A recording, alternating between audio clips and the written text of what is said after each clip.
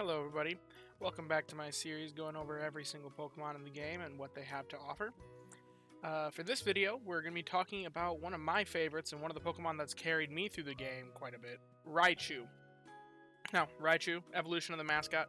I really feel like in this game, they said, Pikachu's the mascot.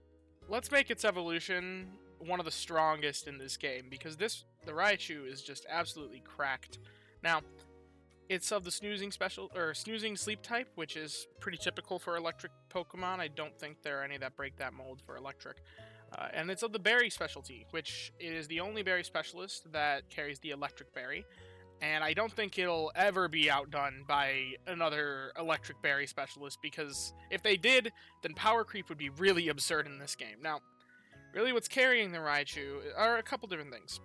The biggest thing is its frequency. 36 minutes and 40 seconds is the fastest non-legendary speed in the entire game. The only Pokemon that are as fast as the Raichu are Gengar and Jolteon, and the only Pokemon that's faster than it is Raikou, however you pronounce that legendary beast's name. It's unfortunately got a decently high ingredient proc rate, but I will get back to that. That's a very interesting thing. Normally, you don't want a high ingredient proc rate on berry specialists, but if we take a look at the berries, and we look at their value at base, the Grape Berry's only got a value of 25. Now, that is low. The only berry that has a lower value than the Grape Berry is the Pamtree Berry, being at 24, and it is tied with the... Oh wait, I guess the Lum Berry is also lower, sorry. The Grape Berry is the second lowest, or third lowest, I guess, after the Pamtree and the Lumberry. So, it is low. That means that finding ingredients isn't as detrimental to the Raichu as it would be to other berry specialists, like, if you have an Altaria that finds an ingredient, you're losing out on a 35 proc value berry. That's almost, the Grape Berry is almost 2/3 the value, roughly. Not quite, but the math isn't exact there, but roughly 2/3 the value.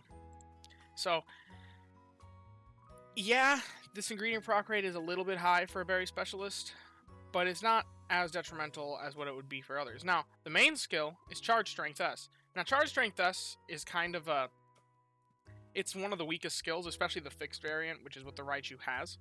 But it's nice for just having a little bit of extra strength and not being something you have to manage.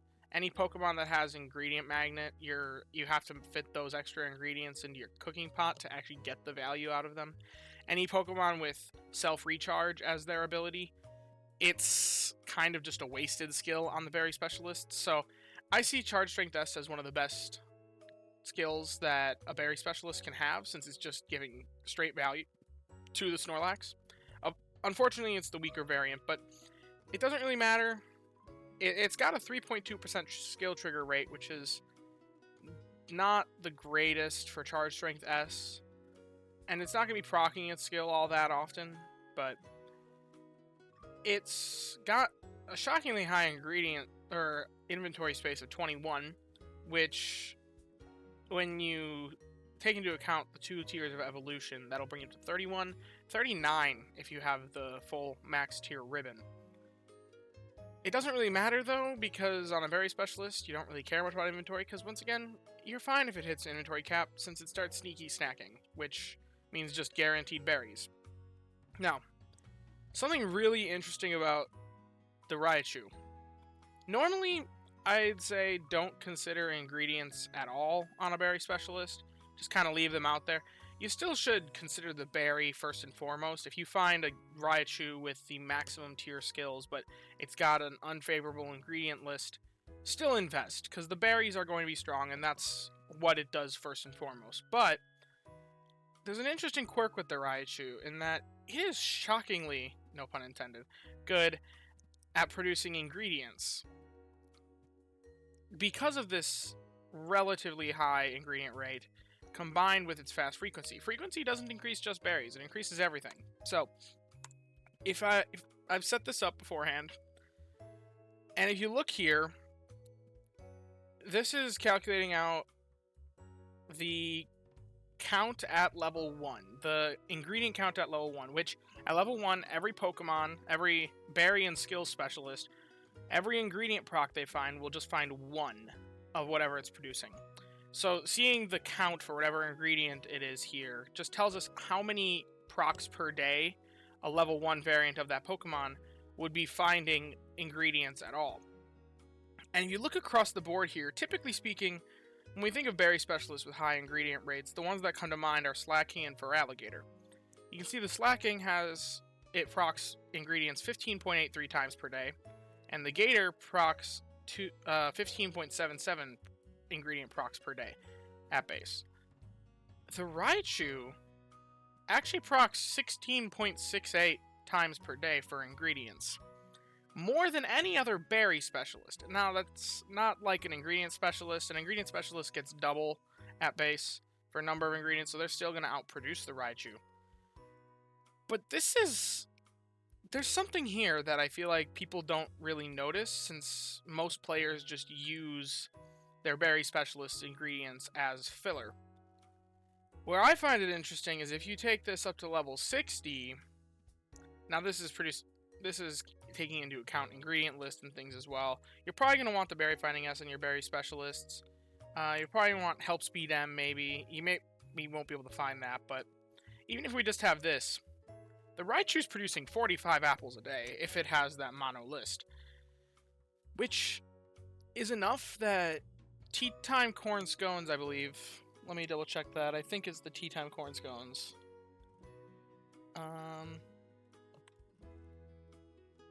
Yeah, Tea Time Corn Scones takes 20 apples for a meal. One Raichu with the mono ingredient list, even just with decent basic berry finding stats, can produce 45 apples a day at level 60. That covers the Tea Time Corn Scones requirement twice a day. Granted, it's not completely covering it, but do you really need a Fuecoco if you can run just a Raichu and get enough apples? I mean, there's a good question there.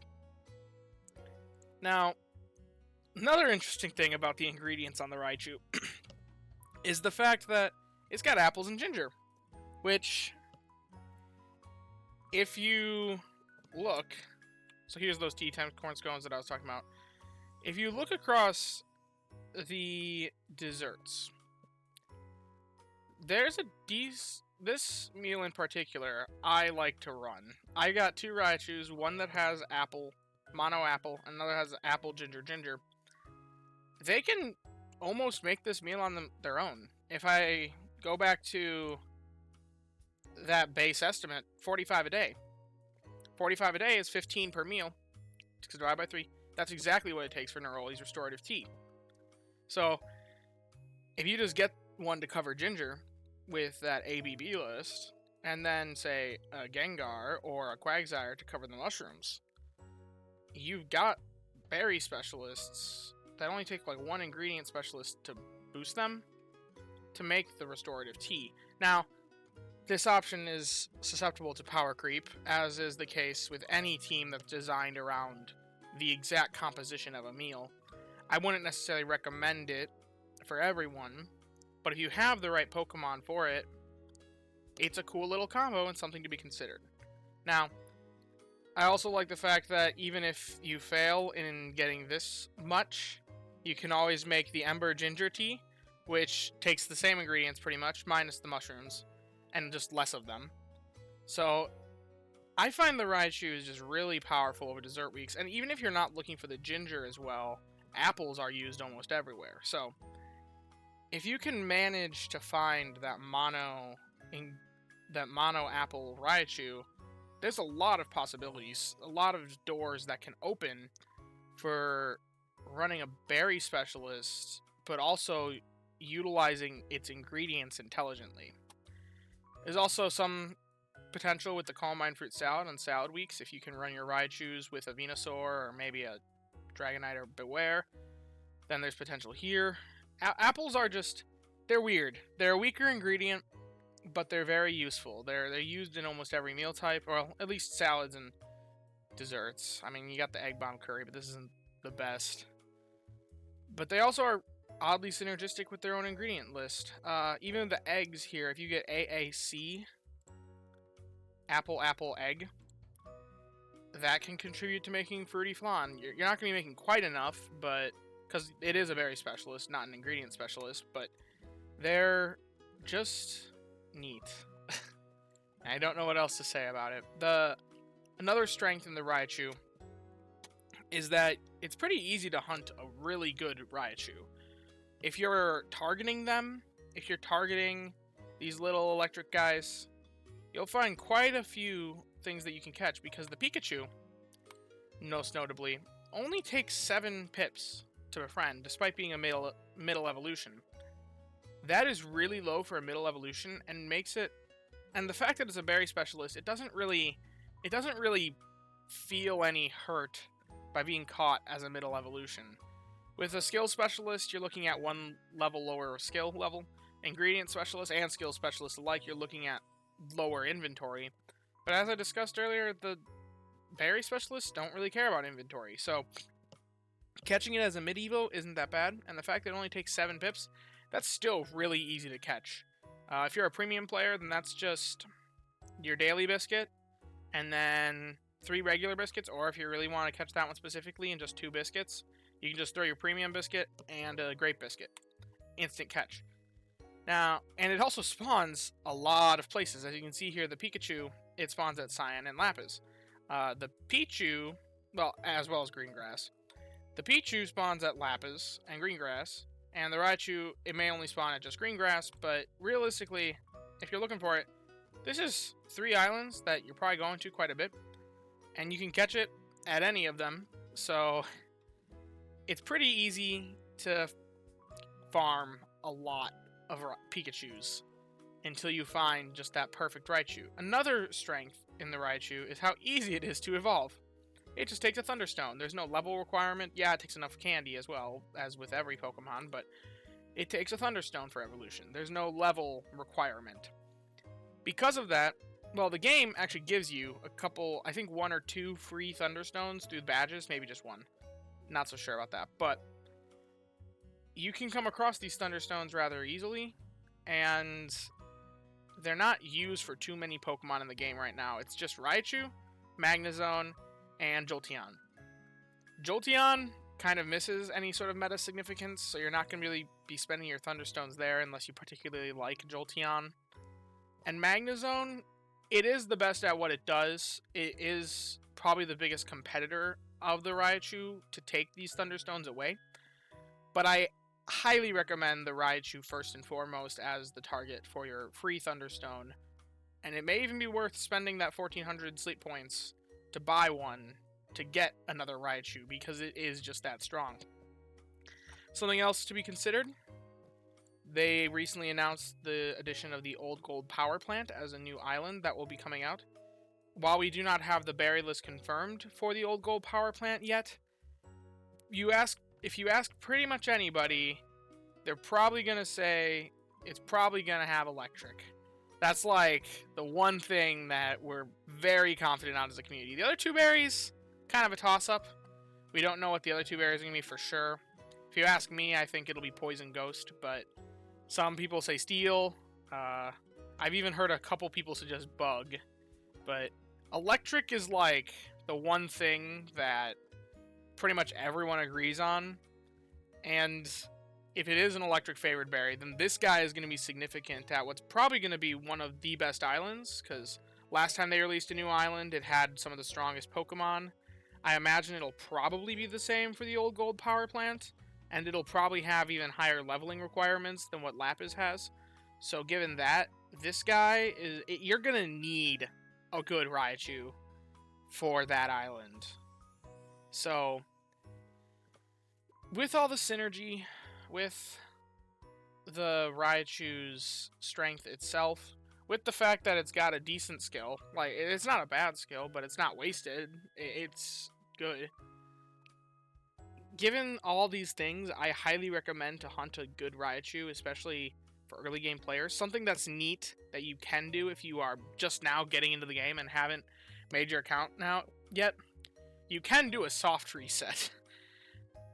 And if you have the time the morning that you launch and create your account, you could theoretically soft reset as long as you want, to get that one perfect Raichu right at the start of the game, and you will honestly boost your progress by so much. Now, is it necessary? No. Is it going to take you hours? Yeah, probably, because RNG is a beast in this game.